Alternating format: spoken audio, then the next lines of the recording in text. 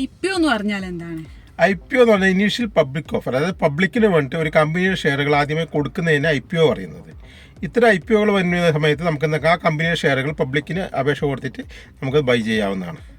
നമ്മൾ എങ്ങനെയാണ് ഒരു IPOക്ക് അപേക്ഷ കൊടുക്കേണ്ടത്? അപേക്ഷ കൊടുക്കേണ്ടത് നമ്മുടെ സ്റ്റോക്ക് ബ്രോക്കർമാരുണ്ട്, അതായത് സിറോദ, ഏഞ്ചൽ എന്ന് പറഞ്ഞ സ്റ്റോക്ക് ബ്രോക്കർമാരുടെ ഒരു IPO എന്ന് പറഞ്ഞിട്ട് വേറെ ഒരു സെക്ഷൻ ഉണ്ട്. അവിടെ പോയി കഴിഞ്ഞാൽ ഇപ്പോൾ ലിസ്റ്റഡ് ആവാൻ പോകുന്ന IPOകളുടെ ലിസ്റ്റ് കാണും. അത്തരം ലിസ്റ്റുകൾ സെലക്ട് ചെയ്തിട്ട് നമുക്ക് ഏത് IPO ആണ് വേണ്ടതെന്ന് വെച്ചാൽ അതായത് കമ്പനിയെക്കുറിച്ച് പഠിച്ചിട്ട് IPOയെക്കുറിച്ച് പഠിച്ചിട്ട് ആ കമ്പനിയുടെ ആ ഇത് ക്ലിക്ക് ചെയ്ത് കഴിഞ്ഞാൽ അതിൽ കാണും ലോട്ട് സൈസിൽ IPO വരുന്നത്. അതായത് 10,000 മുതൽ 20,000 ഇടയിലേക്കും അതിൻ്റെ റേഞ്ച് വരുന്നത്, പ്രൈസ് റേഞ്ച് വരുന്നത്. അപ്പോൾ അതിനുള്ളിലെ റേഞ്ചിലുള്ള പ്രൈസ് നോക്കിയിട്ട് നമുക്ക് എത്ര ലോട്ട് 2 ലോട്ട് എത്ര വെച്ചിട്ട് അപേക്ഷ കൊടുക്കാം.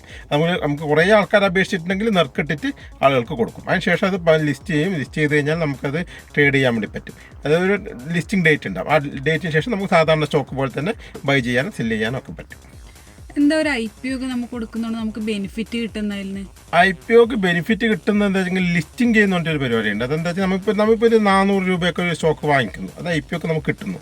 ആ കമ്പനി നല്ലതാണെങ്കിൽ, കൂടുതൽ പെർഫോം ചെയ്യാൻ സാധ്യതയുള്ള നല്ല കമ്പനിയാണെന്ന് തോന്നുകയും ആൾക്കാർക്ക് ഡിമാൻഡ് വരികയും ചെയ്തു കഴിഞ്ഞാൽ ആ കമ്പനി ലിസ്റ്റ് ചെയ്യുന്ന സമയത്ത് ചിലപ്പോൾ 600 രൂപയ്ക്കോ 700 രൂപയ്ക്കൊക്കെ ലിസ്റ്റ് ചെയ്യുന്നതെന്ന് വരും. പല കമ്പനികളും അങ്ങനെയാണ് ലിസ്റ്റ് ചെയ്യുന്നത്. അപ്പോൾ അത്ര സമയത്ത് കിട്ടുന്ന ആ ഒരു ഹൈക്ക് ഉണ്ടല്ലോ, പ്രൈസ് ഹൈക്ക്, അത് നമുക്ക് ലാഭമായിട്ട് കിട്ടും.